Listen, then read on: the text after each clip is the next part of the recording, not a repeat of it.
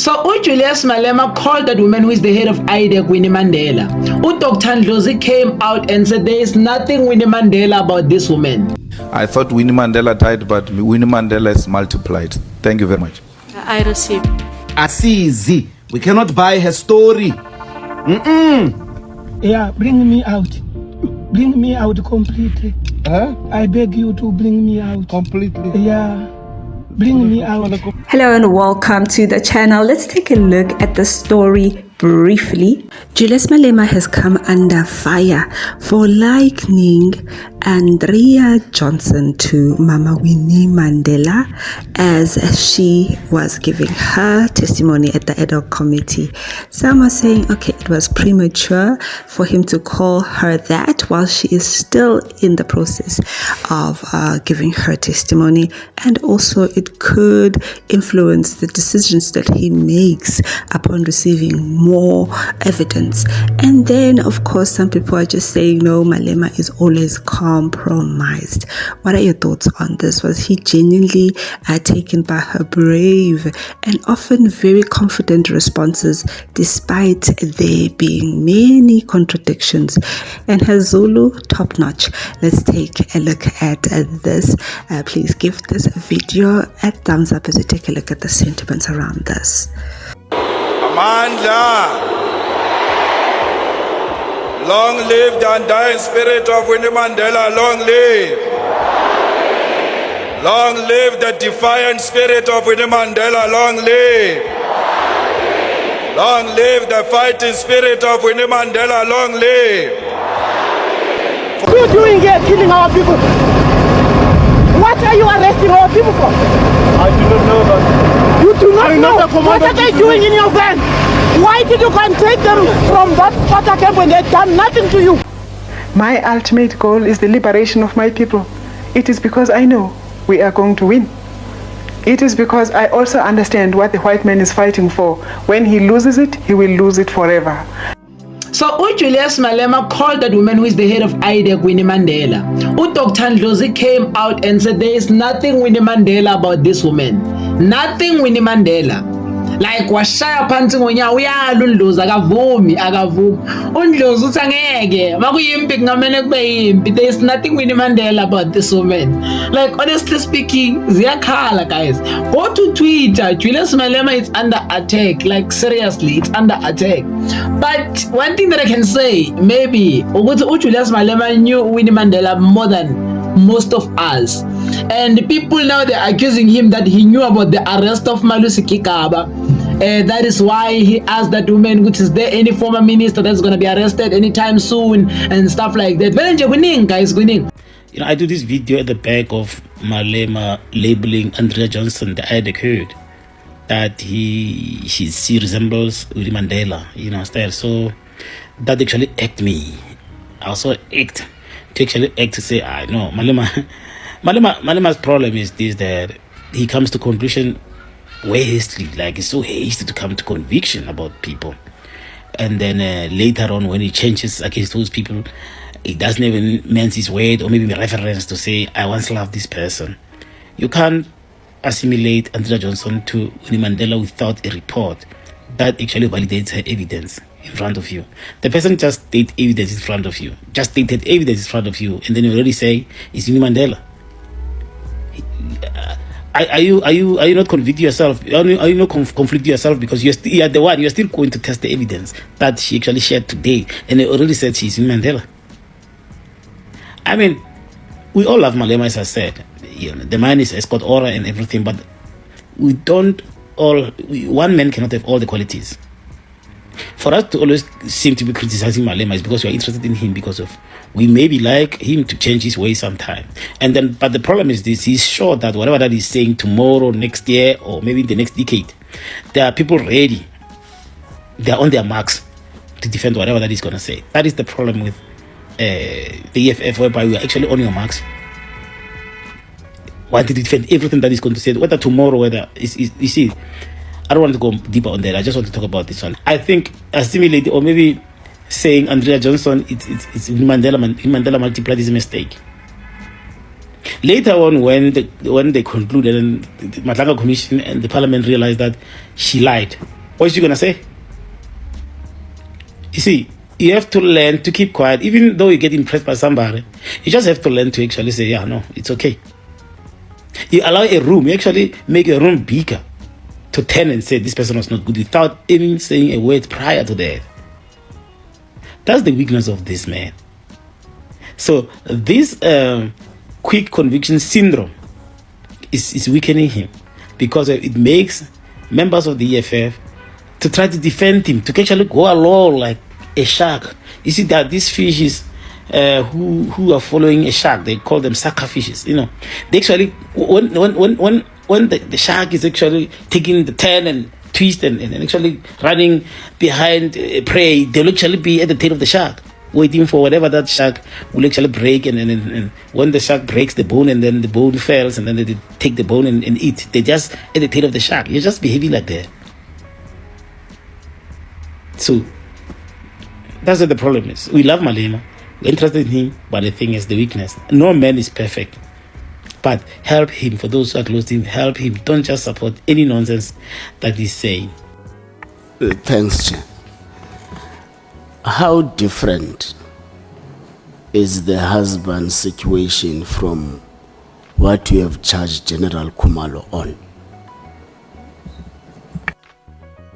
So the difference there, Chair, is one, I was not in charge of the process. I was part of the panel. It was chaired by somebody else. I did not shortlist him, nor did I sit in his interview. I still accept that in hindsight, I should and could have recused myself completely. But we did not bypass any process. The allegations as set out in the charge sheet are completely different with regards to the Khumalo matter. But what I will concede is it doesn't look right, and that I can't take away. The same thing that Khumalo is arrested for, breaking the law, eqashweni komuntu, is the same law she broke. Somewhere when indoda yakhe was being interviewed, the same thing, the similar thing happened kancane. We cannot shy away from that. Sesingayihlobisa ke sithi hayi bengingazi in cha, umthetho uphuliwe lapho. Even ngaphandle umuntu akavela hlonipha into ebalekile, sixoxe nje straight uthi okay, la kwenzekele liphutha. Honorable Chair, I cannot give a different answer than I what did I not gave. say you must speak, Advocate Thank you. Johnson. Can you share with us, because some other people believe that the process that Lieutenant General Khumalo was involved in was purely an HR process, which is actually followed in any work environment, presiding over, you know, an interview and constituting a panel and so on. Lieutenant General Mkhwanazi, when he was here, he told us that, but that individual was not employed, was not appointed by that particular panel. The panel made a recommendation to another body, which actually ultimately decided to appoint. I'm not Are sure you aware of that? I'm not sure what General Mkhwanazi is talking about, but that is the panel that interviewed Mayor Mokwele, who was then appointed as a brigadier based on their recommendations. I guess if they work as we do, we would make recommendations in IDAC for yourself to be appointed in a specific position. That must still go to the Office of the National Director as well as the Minister, depending on the ranking of the person to be appointed. If that is what he's talking about, I understand it, but that appointment cannot be made if the recommendation did not come from the panel that conducted the interview. That's how I understand the process, Honourable Member. But are you aware of a certain general who actually left the police service and was employed somewhere in Johannesburg, and he got re-employed into the police service, and on the day of his appointment, he was actually not only reappointed but promoted to be a lieutenant general. And on the very same day, he was also appointed as the Deputy National Commissioner. without going through any kind of competency test. By the way, he had failed the competency test elsewhere. So you are talking about Lieutenant General Shadrack Sibia, because I think it is as obvious as today is, well, I don't know as is Thursday. And I have to say respectfully so, I'm not privy to what happened there. And I like what you said, that you want to act with evidence and only with evidence and overwhelming evidence, so that you don't make mistakes and mess up these cases. But there are so high profile people who are mentioned in Busasa. One of them is the national chairperson of the ANC, who's a minister, Gwede Mantashe. The other one is Nomvula Mkwenyane.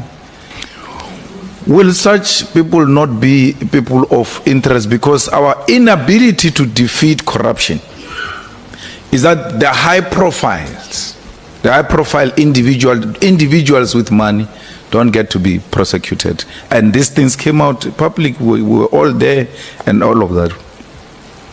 So, Honorable Malema, I take the point. However, those investigations continue. What did hamper us is the evidence we sought. We had to get, the only other person who could give us that evidence was Angelo Agrizzi, who was also an accused. Angelo Agrizzi has, in the past month, now deposed to Section 204 affidavits on various individual matters that we did not have previously. We must now move with those matters. And they are among the I'll matters tell that you where I you come referred from, to. Advocate. Khumalo gets arrested for labor-related matter. And then there are these people who have been eating chickens and eating food of prisoners and blessed with Austin Martins and all of that. A person is accused of irregular appointment, and that becomes a big issue when we've got this other. So when this is presented before us, it looks like there are others who are treated differently and others are treated differently. But I'm happy that you are saying we are coming close to making more arrests with the 204 we got from Agrizzi. So there you have it. Those are some of the thoughts and sentiments coming in there. Often very critical, and obviously many will then give that benefit of a doubt that everybody has an opinion and they can share it whenever, wherever.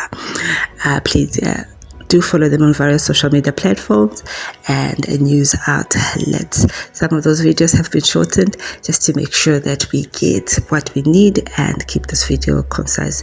Please do follow them for a more broader view. Let me know what you think down below of what they have said. Now you have seen for sure that Malema was not, can I say, joking, or was he joking? What do you think?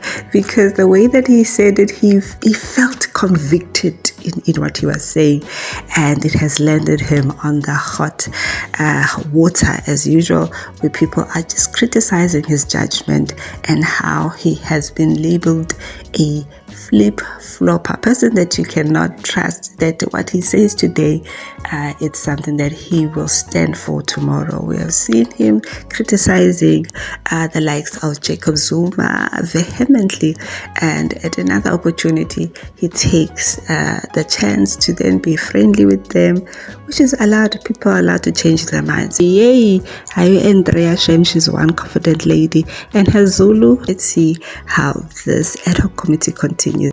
Thank you so much for watching. Please give this video a thumbs up, and I'll see you on the next video.